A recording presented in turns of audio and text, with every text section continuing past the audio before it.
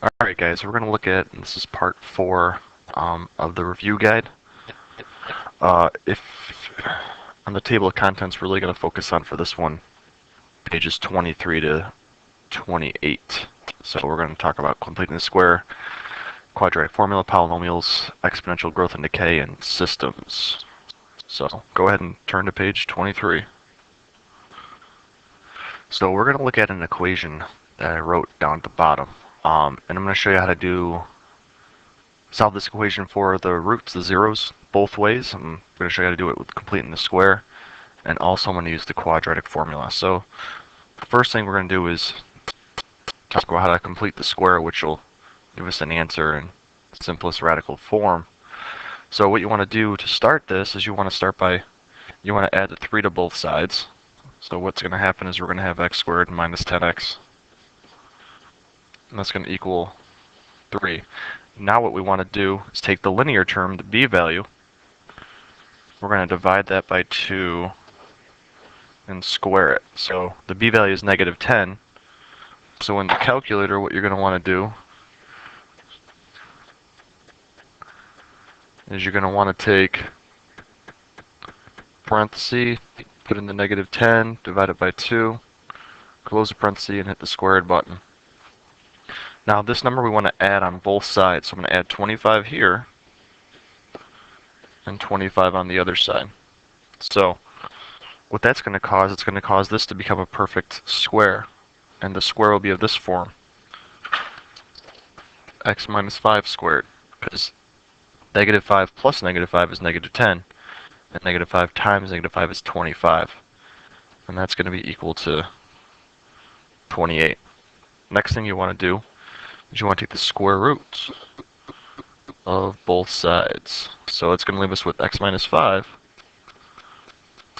And that's going to equal plus or minus radical 28. And then for the last step, to get x by itself, we're going to add 5 to both sides. So if I add 5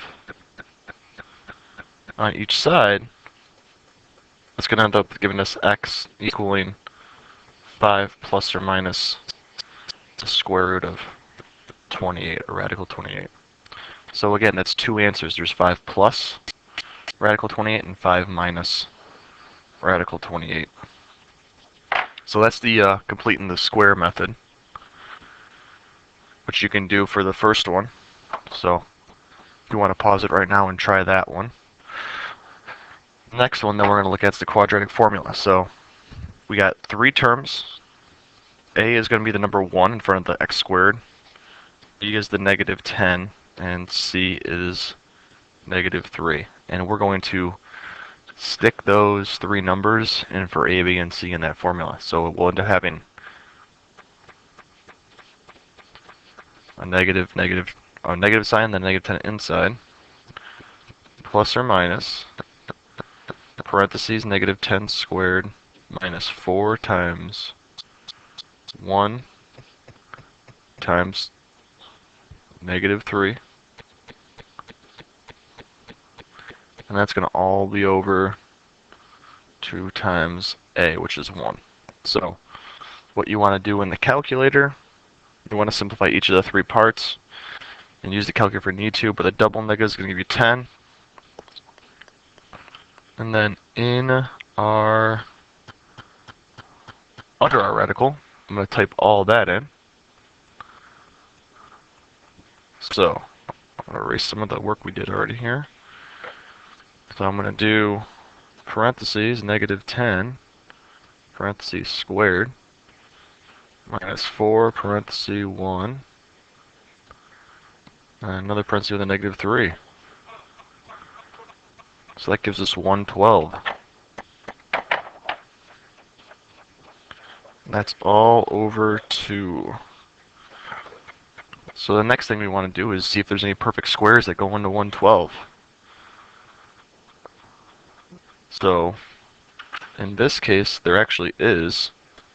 That 112 could be 2 radicals. It could be radical 4 times radical 28. And then that radical 4 is a 2.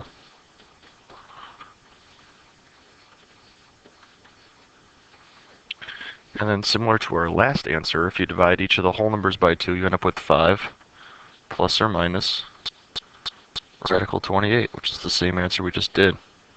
Okay? So those are the two different methods for solving if you can't factor it, if you know the roots are not going to be a whole number. So the next thing we're going to do, go ahead and move on to the next page. And we're going to talk a little about polynomials.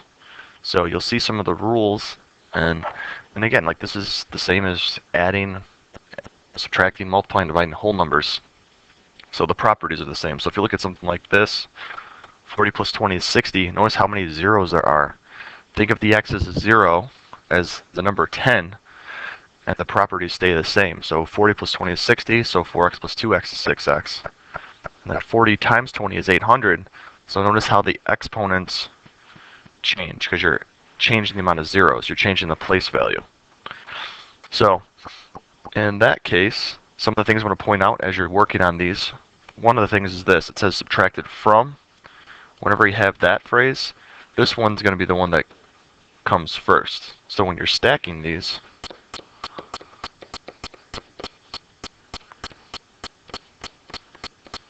you want to make sure that one that has the from is on top, and the one that gets subtracted, the one that the signs change on, is going to be the other one. And the other thing to look out for, just remember that order of operations is the same. So like if you look at the example here, the expression is equivalent. Okay. Now we did talk about, and you talked about in part 1, yes, you can throw this in y equals, but sometimes you might get a short answer question. Need to know how to do this, kind of like the one below that. But again, if you're going to start this first, there's subtraction, but at the same time we see distributive property. So what we're going to try to do is distribute and get rid of those parentheses. And then if we have like terms, we're going to stack those like terms. So in this case, we can have 3x squared minus 3 for the first distributing. And then in the next one, we have negative 1 times x squared, which is negative 1x squared. So notice I put it underneath. Negative 1 times negative 7 is positive 7x. Negative 1 times 10 is negative 10. So like in this case, those are the terms, and we can combine those two columns that have two terms each. I did switch the order around, but notice they kept the sign the same. And when you pick your answer, usually it's going to be like these answers are in standard form. So look out for that as well. So let's move on to the next section. We're talking about growth and decay. And again, growth means that in the case of the graph, it's going up. So growth would have a rate that's going to be above 1, and decay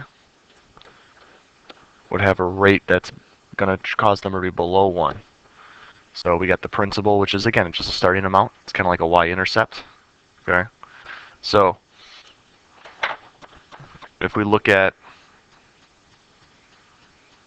like question 4, for example, this is one where they want you to do comparisons. It tells you what the variable represents, dollars each week. Okay. This is about revenue earned for a movie. So notice that because this right here is under 1, that means that the revenue after each week is kind of going down, which usually happens with movies. They start off with a lot of money and work their way down.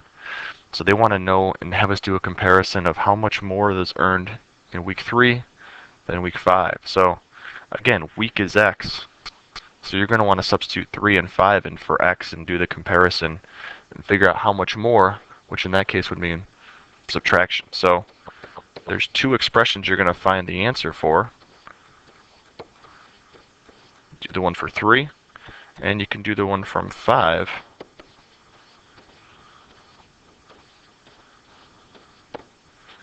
And then you're going to have to take those answers that you get and subtract them. So kind of moving on from there, next section talks about systems. Okay. So some of the goals with this section most of the problems are going to have two answers. If you are able to do a graph, kind of like this example here, you are looking for points or points where the graphs intersect. Okay. So like with that one right there, something like this fourth question. Again, you may have to create an equation. So like it says right here, first thing they want us to ask is how many hours will they have to work to have the same amount, which means they want you to set them equal to each other. So Joe makes $10 per hour, which would be, let's call it 10H, and he has $22 saved. Okay. And then Tiffany has 60 saved. She's making $8 an hour.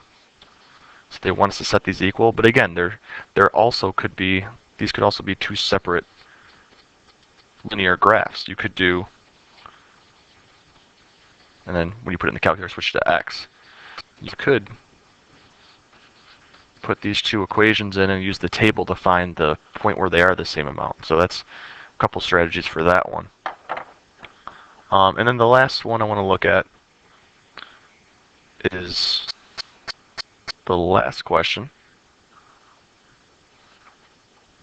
So on the last question is kind of wordy, but most of the information you can find in the question that you need. So they want us to do a few things in this question. It talks about theater doing a study. It says there's 200 seats. Okay. And then they give us prices for tickets. So they say adult tickets cost this much, child tickets cost that much. They want to sell at least $1,500. So in a case of a question like this, a system question, you want to pair up those money amounts together. So something like 1250A plus 625C, and then at least 1,500, so they want to make more than that. And then we know that there are 200 seats, so we can't fill the theater beyond that amount. So we need to do another equation, or in this case, inequality based on that. And then the real goal with this one is to make sure you get the y values by itself. So in this case, when you do rearrange this, think of A as being x and the c as being the y value in cell for c. And then what they're looking for is graphs and shading. So like we talked about before, if you're not in classroom, I'll put the chart on here for you. You can also find it on the review sheet. So like when you have a less than or greater than sign, it's a dashed line. With the equal to's, they're solid lines. And if it's less than, you shade below. Greater than's, you want to shade above. So hopefully this helps with these questions. And if you have any questions in class, please ask one of us for help.